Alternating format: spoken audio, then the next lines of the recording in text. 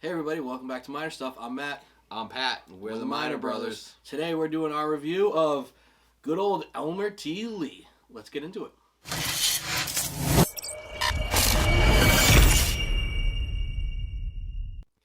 Alright, welcome back to our channel, everybody. Before we get started with our review of Elmer T. Lee, please help us out. Subscribe to our channel. Hit that notification bell.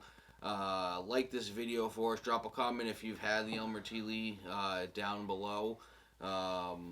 So it took us a while to get this bottle, Matt. A very long time, and a lucky lottery win, actually. Yes, thank God for my wife putting in for it, because I lost, but she was a winner and was able to get it for us.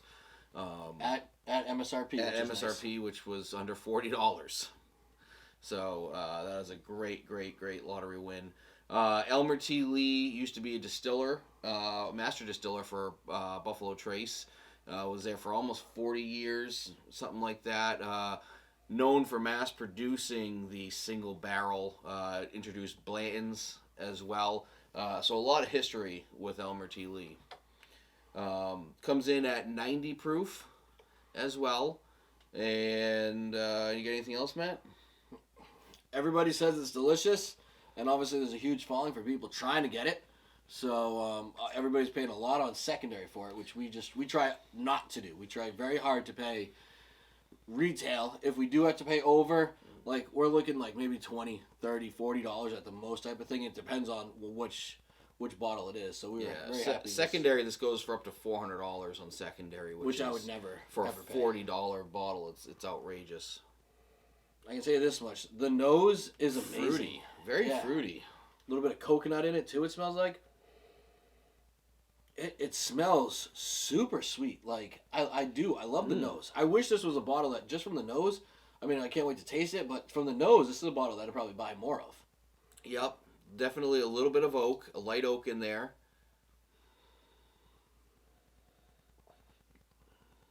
Maybe a little bit of cinnamon. Oh. Definitely fruity, too. It's a very smooth finish. Getting like little hints of maybe like a berry, like a strawberry or something. Yeah, I would say strawberries, definitely. The nose is great. It is a great nose. Super smooth. To me, you know, it feels a little heavier than 90 proof as I'm drinking it. Like as I'm sitting there with the finish, I'm noticing it a little bit more than I really expected to. Yeah, I noticed it a little bit more too. And I wouldn't put it like quite at the 100. Like I would definitely say like mid-90s. But it's very smooth for what it is. It's got a very nice, and not even that big of an oily finish, but it goes down really good. Leaves you with a good mouthfeel, really. Yes, yeah. The finish is surprisingly. I mean, all I'm getting on the finish is like some vanilla and some oak for the finish. Little hints, yeah. Not much on the finish. It's not very complex. No, not at all. But it is delightful. Yes, very delightful. The nose of it had me. You had me with the nose. Was really great. The taste, a little bit of strawberry, a little bit of oak. Very light overall as far as flavor goes. Very light on the flavor. And I have to say, I had higher expectations for it. You know, with all the hype, with everything going on the secondary for it, I expected a whole lot of it. Now, don't get me wrong, I'm not complaining. I think it's really great. I think it's a great $40 bourbon. Yes. Is it a great $50 or $60 or $70 bourbon? Not really. I mean, would I pay? I'd probably pay up to like $60 for it. Am I paying $100? Am I paying $400? Am I paying anything crazy?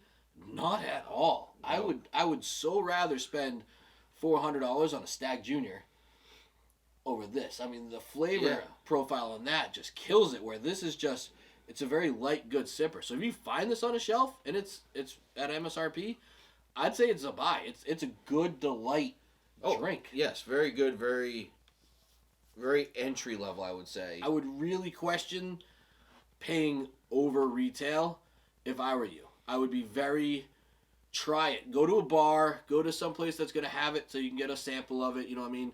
and try it that way over spending a lot of money on secondary. I think this one is one of those weary buys where I don't think you're going to get the money out of it. Like, so far I've got two now. Stag Junior and Cigar Blend. Those are my two that I'm paying secondary for. Oh, God, yeah. Because they were that good. This one, it's not meeting the criteria. It's not meeting my palate for what I really want out of a drink. No, not for something that. I mean, to me, it's just And Buffalo Trace does a really good job of keeping their stuff very allocated, very hard to get, and working up the prices on, Buffalo Trace, Eagle Rare, Blanton's, this. Anything that comes out of the E.H. Taylor, anything out of their distillery Stag, period everything. is allocated, and it's a nonsensical price that you have to pay. They're Secondary doing good for jobs to get the value out of their product, but I mean, this is a $40 bourbon. This is 100% a $40 bourbon, and I mean,